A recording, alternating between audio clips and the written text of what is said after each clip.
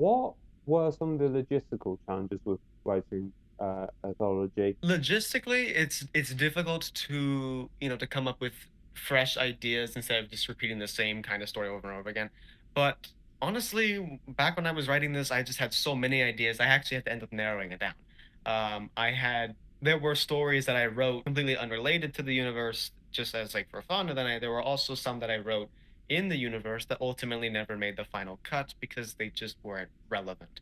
There was one I had that was called The Sultans of Titan, but it didn't involve Legion. It was an interesting story and I loved it a lot, but it had no relevance to the overall plot and it didn't make it in for that reason. Yeah, didn't you have 12 stories originally, and then you cut it down to the five? Yeah, so there were 12 stories. Most of them were short horror stories, believe it or not. And so those didn't make, so those were removed fairly quickly simply due to the fact that they were unrelated to the plot as well as the genre.